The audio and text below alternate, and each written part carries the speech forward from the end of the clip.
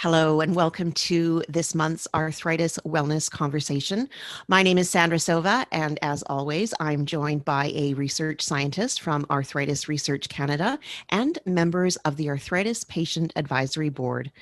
On the panel today is Dr. Linda Lee, and Hello. from the Patient Advisory Board, we have Charlotte, Allison, Shannon, Trish, and Denise. Today's conversation is going to center around tips and strategies on how we can prepare for medical appointments. It's an important part of being an active participant in our health, and when you have a chronic condition such as arthritis, it can play an even more important role. We're going to break it down into 3 sections.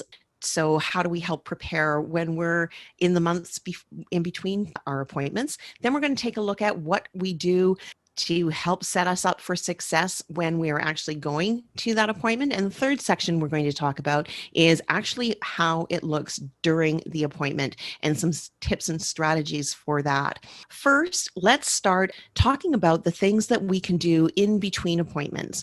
And the first thing that I'm going to prompt for discussion is one that each and every person noted as one of their strategies, and that is they we make note of, we track what's going on in our lives during the in-between times. And so let's talk about why we do that. What are we tracking and how are we doing it? Anyone feel free to start and jump in.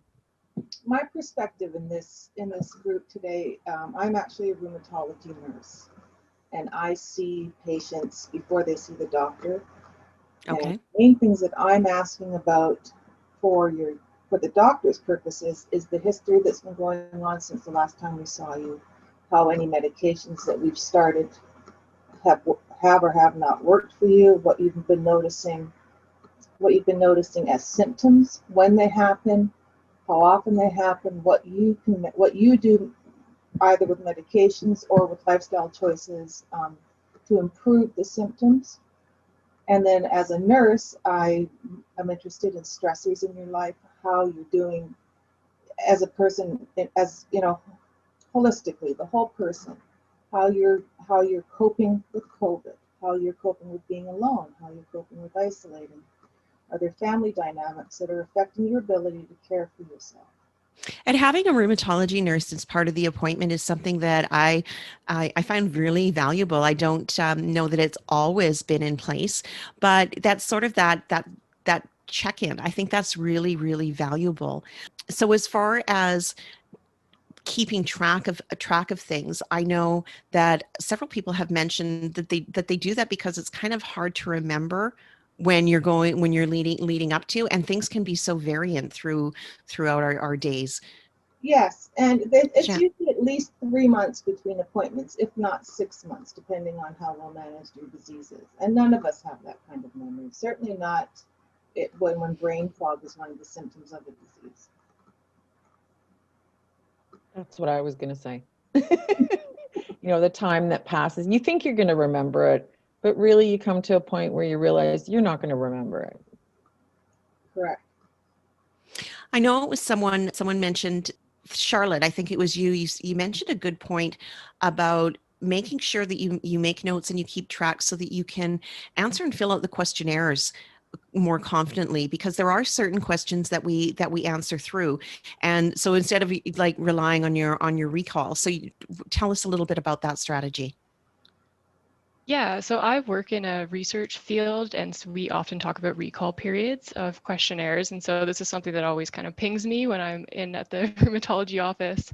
And for example, a questionnaire will ask you to rate your symptoms in the last week, for example. But of course, as has been mentioned, there are many weeks in between our appointment times. And I want to be able to tell my rheumatologist about the full picture of what's happened to me over the course of the 3 or 6 months in between appointments, and not just rely on that 1 week of recall that's captured on the questionnaires. So what my habit tends to be is to keep notes in my phone because it's always nearby. If there's something that in particular that I want to talk about, or there's some pattern in my symptoms that I've been noticing that will extend outside of those questionnaires, that's kind of been my strategy for being able to bring them up. I know that those questionnaires, like how has your rate your pain, this, that, and the other thing. I know that actually tracking for me is really important because I have the tendency to show up as everything's fine, I'm doing well. And I tend to report, especially if I'm feeling good on that given day, it helps me to look back on my notes to see, well, you know what? 3 weeks ago, I wasn't doing well. And it helps keeping track actually helps keep me accountable to be able to remember that. You mentioned a phone. So does anyone keep track in a pen and paper system? I'll just state that my sister, the nurse, Denise, did recommend very early on keeping a notebook for myself. So a notebook, it was a notebook that I literally took everywhere with me because I didn't have a structure set up in my phone at that time for it, a note system. And because I was modifying treatment, when we did start treatment, things were doses were incrementally increased on certain days, and so I had a calendar in there for that, and I tracked any side effects of the medications. I tracked my symptoms. I then had another page for questions to ask at my next visit, and then I would take notes at that visit because my recall was so bad. So I really I kept them kind of chronologically together, but left a page kind of for each, or a space for each, so that I was sure not to forget anything. So I think early on, and I think when you're learning about your disease and what your patterns are, I think the paper to be able to look at it all there is a good starter. Trish, you mentioned something that I thought was really quite valuable, and you said that you keep a log not only of your symptoms, but what were the triggers, what time of day, what seemed to make it worse. And that, I think, is like very, like you were mentioning, Denise, talking more like a little bit about the lifestyle thing. So what do you use, Trish? How do you keep track of your stuff? When I was first diagnosed, I actually was kind of in denial, and it took me quite a while to figure out that this was my new life. Once I kind of got a grasp of it and started to understand and see that I needed to keep track of it, because I didn't have a great memory. I was kind of in a fog sometimes. So I actually used a day planner, a separate day planner than my work and my lifestyle. I had one just specifically for my arthritis, and in there I wrote on those days, because I had quite a few lines, and I would put in like if the morning was better or the afternoon was better, or what was the thing that maybe I overdid it in the garden, or did I sit too long in the car when I was driving through to visit my family. And I was always looking at what were the things that I was most uncomfortable with, or what I found that my pain or my joint stiffness was really acerbated by. So there was a lot of things I started to look back and see there was a pattern, and I used that. But I also kept track of when my symptoms were worse. And a lot of times it wasn't just physical activity, it was also stress. So I started to see a pattern with that. So when I was really busy or really stressed at work, or there was too many engagements in a week, I had to learn how to pace myself and plan ahead and actually say no to some activities. So I had to I used that journal kind of as more helping me move forward and figuring out a new plan, like a new idea of how to move through things. So I found, and also when I went to my GP or my orthopedic surgeon or my physio or my massage therapist, and they were asking me these questions, I actually always had that day planner with me so I could quickly go back. And they said, well, what was it like last week? Okay, let me see. So I always had the ability to answer their questions so then they could help me. So I really believe that all of my healthcare professionals, we work together as a team. And the more information I could give them and be honest. Don't kind of say I'm doing fine. Yeah, no, for sure. That is such a key point. And also, Allison, just like as Trish mentioned, you touched on that you keep track of your physical and mental symptoms because our emotional and mental health is also part of the process. Yeah, so I found that even like sometimes I would find I was getting anxious, and then a few days later I would start to feel the physical symptoms. So even having a log of the mental symptoms, like if I found that there were some triggers for my own benefit, but also I thought it was good for the doctor to know how everything is working together. Mm-hmm. So, Dr. Lee, I was looking up and seeing that a lot of your work directly addresses the issues of studying how people make decisions when it comes to their treatment and managing their health, and how we communicate with our health professionals. And you're taking a look at how using this information to develop digital media tools to help with this. So does that sort of fall into the lines of what we've been talking about here about tracking a day in the life? Sure. I think some of the examples that's been given, it resonate so much with some of the work that we are doing. We recognize that when people go to see their rheumatologist, their physiotherapist, other health professionals, oftentimes a few things would happen during the visit. The health professional would do an assessment and see how you're doing physically, and then they will ask you a lot of questions because they want to know in between times what happened. Was there any changes in terms of the symptoms, the disease activity? And that period in between visits is actually very important and informative for making decisions around what treatments to follow. So the idea of tracking information will help the communication with your health professional tremendously. Now, I really enjoy hearing the discussion around using different methods to track your symptoms, your mood, what works for you, what doesn't work for you, if you're trying out new treatments. So those are really good things to do. But we also recognize that, sometimes there's so many things that you're tracking. And it's great that when you have that one notebook, as organized as, Shannon and Charlotte and Trish and others who talked about using pen and paper to track. But we also recognize that a lot of people, when they go out, they just bring their phone. So with Dr. Dean Lakai and my team have developed this tracking program. It's called Arthritis.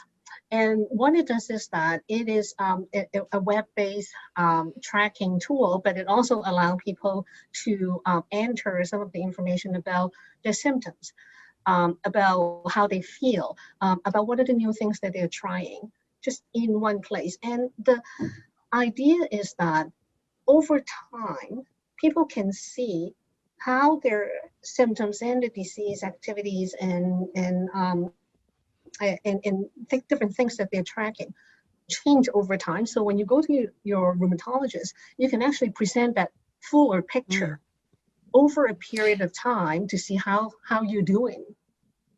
You know what's really, really cool about that too is that we could use both. You could jot things down on paper as and when they're happening, and then you could go and enter them into the tracking system, like the Opera system, to build that database, to see trends, to see and to have something that then, did you say that you can then access and take that to your actual medical appointments? Absolutely. And Wow. the other thing that Operas can do is that they can synchronize with your wearable device. So right now, in this particular phase, we built it to pair with Fitbit. So what it does is that now it's not only you entering information about your symptoms, how you feel, but it also tracks what you do. And you can put the picture of how you feel and what you do side by side over time, and just think about how powerful it is when you go to see your health professional or your physiotherapist, asking the question, how are you doing? How much exercise were you able to do? You can actually see that. You can one answer those screen. questions, but in real time, you can take a look and you can maybe identify and going like, okay, that makes sense. And all of this with everything, we're sort of tweaking here and there. Yeah, no, that makes a lot of sense. Is there anything that any of you are tracking that we haven't touched on? Anything come to mind? I would think dietary Oh, good one. hasn't been mentioned, so that might be something that people are also tracking to see if they have any food triggers. Mm-hmm, mm-hmm.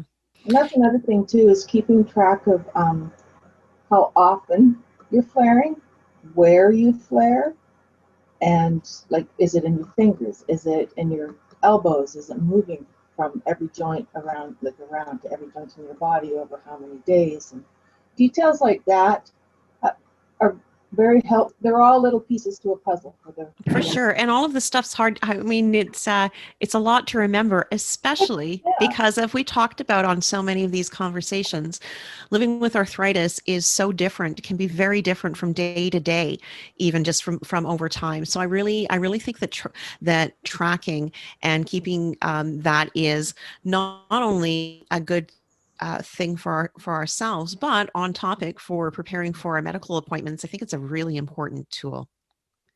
I'd like to move now into the second section, which is what do we do personally to make sure that we are going to be ready for an appointment? And there was a lot of really good tips that people had. And let's start off with clothing. Why were we talking about what we wear? It certainly wasn't about fashion. I think for me, because I have it in the lower extremities, and I used to always wear shorts or sweatpants or loose clothing that it was easy for me to pull it up so they can take a look at my non-effective, or I don't like to say good side, but my non-effective knee compared to the knee that has the OA and stuff. So I found wearing the loose clothing was easier than trying to disrobe later. So there's access. So sometimes there's lab work involved. Sometimes there's things like that. Charlotte, you mentioned something that you've learned along the way about footwear. Yeah, this is maybe a bit of a funny one, and I wondered if I wanted to bring it up or not. But I tend to be an active commuter to my rheumatology appointments, and I have found that my feet can get really hot and sweaty. And so then when you know that you're about to go into an appointment and like strangers are going to touch your feet in kind of like a close and intimate way, I always started to pack an extra pair of socks, so that was like one, feeling a little bit self-conscious about my feet being like hot or whatever, like when people are literally touching them with your hands. So, and I think a broader point to be made there is that I do want to be physically in a position where I feel confident in myself that day. And I don't know if anyone can echo these sentiments, but I've definitely showered that morning. My hair is clean. Like, I don't always look the best when I'm working from home these days. I think I think probably a lot of us can really resonate with that. I think that psychologically it helps as well that, we're showered, we're clean. And I don't think that it is, I think it is realistic to say that things like your footwear and stuff, it does matter. And you may, when you're new with this, you may not think about those things, but in the moment, I think that is something. Shoes that slip on and off easily, and all that kind of stuff. Other things that people had talked about were sort of like, Allison, you talked about having some good points about having your phone charged and all that kind of stuff. What sort of things do you do? I always make sure my phone is charged, and I either have headphones or a book, just because, or if I'm working, like I'll bring my laptop, and if there's Wi-Fi, just because I've been in enough situations where I haven't been that prepared, and it's so frustrating. And then you get more and more upset or like frustrated with the doctor. And so now it's like, oh, if they're running late, it's great. It's more time to read. But the other thing I do is I also always make sure to book, when I book my appointment, at the same time, like in 3 months, I'll book for my lab test as well. And that I found, because now, especially since the pandemic started, it's harder and harder to get life labs appointments. And so I just don't wait till I book it on like 3 days before. So then I always know I have a life labs appointment right before. And so I'm ready to go in that front, and my doctor has all my blood work. That's actually such a good tip, because I would often get off of that schedule. So yeah, you book that appointment and book in to get your labs done, because our health professionals, they need that. That's part of the picture, right? Yeah, I learned it the hard way. I was the one time my blood work was like quite off was the day I missed my labs. So I had to get it after. So my doctor actually had to call me. And I was like, okay, I won't do this again. So that's how I ended up getting into that habit. It's been great for me so far. I think for new people, it's really good to go into your first few appointments knowing that your doctor, especially the specialist, may be running late. But if you flip it, that means that your chances are you're going to get the time that you need. And some visits, you may need more time and you will get that. And the next person's going to have to wait. So it's a give and take. And it's really good to bring something to keep you occupied while you're waiting. I say pack a pocket of patience. Yeah, the other thing too that's also helped that I just will throw in is I now make sure that I don't schedule any meetings after the fact, or like that it's, especially if it's an emotionally exhausting appointment, the last thing you want to do is be stressed if you're going to miss it, and you're That's not really good. and you'll be upset. So the more time, the better, and then everybody's patient. It just goes a lot more smoothly. One of the things that I've learned is that I find that after the appointment, sometimes my joints are a little bit traumatized from the exams that they have to go through. And so that sort of that planning that recovery time, I've learned to be cognizant of that, of knowing that I don't want to do anything too active and a little bit of a gentler day, because sometimes I experience a little bit of a challenge in that area. And sometimes you need time to process what was discussed. Well, for me, is I've sometimes brought a friend with me. I have a girlfriend of mine who has attended a lot of my appointments. She's also a nurse, and she hears things from the doctor or the specialist that I might not have understood, and she's able to explain it to me afterwards. So I don't do it all the time, but there's certain times when I feel like I'm in a funk or a fog, and I'm just not as alert as I normally am, and I feel more comfortable or safer when I have somebody with me, because that person can take notes and then we can look at it later. Because sometimes I find sometimes the wording that a healthcare professional uses, trying to understand what they're really trying to tell me. So a lot of times they don't use layman's terms or easy words to understand, and they talk in their jargon. So that leads in beautifully to the third section, how we manage ourselves during the actual appointment. Trish, that's a really, really good point. When you were talking about that, you talked about being open and honest, and don't be afraid to ask for clarification. Yeah, I'm not afraid of asking, I'm sorry, I don't understand. Can you please clarify? And sometimes I even repeat back to them what I've heard. And a lot of times the surgeon or the specialist will go, oh, and then they kind of clarify it again for me. I think it's just what my expectations are, what I think I'm hearing, and what they're saying is sometimes we're not always on the same page. So I find reflecting back and repeating myself and kind of saying, is that right? Did I get that right? Is very helpful. Mm-hmm. Sometimes that good person to bring is your spouse or your caregiver or someone in your household, so that they can learn and assist you. We do all this tracking and we knew all these things. And so we might have a short list or a long list, but how do you go about prioritizing what you're going to use, what maybe a 15 or 20 minute appointment?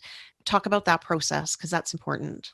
I think it depends on how managed you are. Sometimes, that's all the time you may need, but I would definitely prioritize them and possibly even list them off and ask and discuss with your doctor which is the most important thing to go through. Tell them your whole list and they may tell you what to help you with prioritizing that. I sometimes have it written down and I just give the list to the person and they can read through it, and then they can go, okay, I didn't know about this. This is different than last time. Let's talk about this one. And I'm like, okay, because some of them I can't make a priority list. Like I don't know which one, like to me it might be more important, but in the long term or really in the big picture, it could be something else. So I actually have it written down and I give the list to the healthcare professional. That as a healthcare professional looks at your list, they may see that one of the things lower on the list is actually, if you put it higher on the list, takes care of some of the lower things on the list. That's one of the good things about having a nurse. Yeah, you get it like a double appointment, because you Mm. get to see the nurse. Yeah. And sometimes there's things that you'll discuss with the nurse that you're not necessarily comfortable discussing with the rheumatologist. And the reverse. Often, not often, Exactly. but sometimes the patients will tell the doctor something that they didn't think to tell me or weren't comfortable telling me. I've always enjoyed having a nurse too at my appointments because my perspective, and I don't know if this is true, Denise, is that the nurses might have a little bit more time to actually talk to me and unpack some of the things that are going on. So I have found that there are, like you just said, certain topics that maybe I won't bring up for the sake of time with the rheumatologist, but if I have a moment with the nurse to kind of go through that issue, and they're always very caring and wanting to give you their time and expertise. So I find it incredibly beneficial to have nurses at my appointments for that reason. Linda, are you from the medical professional side on how receptive they are to having patients be really informed when they come in? I think in general, health professionals like people coming in, having a list, very informed and know what questions to ask. So I think it actually helps to facilitate that discussion. And the tracking that's been done, oftentimes it helps to inform that discussion so that, if it actually saves time and you can go over many more things on the list if you come in, as informed as possible. So one of the things that I heard from some of my physiotherapists and rheumatologist colleague is that when people, before their appointment, if they track their symptoms and their physical activity, things that they think is important to track a little bit more frequently. So we'll say, for example, if your symptom is, your disease is sort of under control, then, maybe track once a week. It's probably, not that much of a change. But before you go to see your rheumatologist, perhaps to go a little bit more often with the tracking. So maybe twice a week, 3 times a week, so that you can actually see a trend, maybe 3-4 weeks before you go to see your rheumatologist. And that really helps to inform the discussion and go through that priority list more efficiently. Mm-hmm, mm-hmm. Does anyone else have anything else that they are doing that helps them prepare for their medical appointments? What can we share? I have one thing that I just started doing, so we'll see. I haven't had it to use it in practice yet, but I digitized all of my medical records that I have, and I have put them on Google Drive, and then they are all named. So if I ever need to pull up anything, I can look up the doctor's name in the support and search. So they're all there, which is just helpful in case I need to send anything over. Or I've had cases with, oh, sorry, my dog is digging in the background, where they've asked me for a specific report, and then I have to contact my doctor and find it, or I find it in my millions of paper files that have everywhere. So far it's been a lot easier, but I'll see how it works. I think doing that with your medications and the dosages, because I know my meds, but I don't know my doses. So I do keep them on my phone in the event that I'm seeing a new practitioner or I have an emergency. So if I have to go to the hospital and in the heat of the moment, recall all my meds and the doses. So I do keep that on my phone.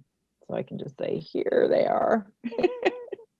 Someone also mentioned keeping track of what you're doing to manage your condition outside of the pharmaceutical end of things. Like, what are you doing? Are you using any, are you icing? Are you applying heat? So all of these types of things, think about the full picture for that. And I mean, I think that having ways to do that electronically really appeals to me, because I really like the idea of being able to build that history, that pattern, and to be able to see that. Linda, can you tell us anything that is down the road? Anything that you are working on? Yeah, sure. So the program that I talked about earlier is called Arthritis, and we're currently testing whether it helps people to manage their symptoms better and communicate better with their rheumatologist. And actually, since COVID-19 started, we heard from a lot of people with rheumatoid arthritis that they really want to have a way to manage and track their symptoms and their physical activity better. So we actually open up the site for anyone who's interested in tracking their activities, tracking their medication, tracking their symptoms to use the site. So so that is something that's available for everyone to use. That is wonderful. We are, if you're able to provide the link for that, I'd love to put that into the show notes for this video so that we can do that. I think that tracking is really important. I don't know if you all just thought of it on your own or if it was encouraged from the medical appointments, but I would think my vision would be that when a newly diagnosed person is having their first appointment, that they get handed some of these resources and these tools so they can help do that. That would be a nice direction to go. Yeah, yes, for sure. A quick question, if there's anything that may seem small that people aren't doing that would be helpful to them at appointments, anything that we haven't discussed? Because sometimes I always say it's the little things, that can sometimes reap the most benefit. I think we've covered a lot. Being conscious of your body, the things that do and don't work for you, your experiences physically, mentally, and emotionally. Being honest with yourself and your healthcare providers is priceless. We don't think less of you if you have decided on your own to do something or not do something.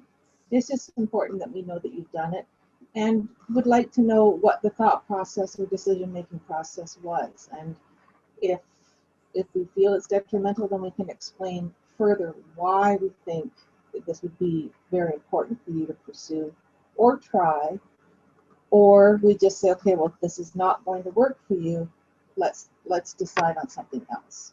Communication is so key, and I think that being an informed and empowered patient is really a key part, and being able to go into a medical appointment feeling that we are as prepared as we can be, I think sets us up for success. So I think we've covered a lot of really great information here today. I hope that people have found this educational and inspiring and encouraging. And I would like to thank everyone for joining us today. This has been a really great conversation, and we will see you next time. For more information, visit arthritisresearch.ca.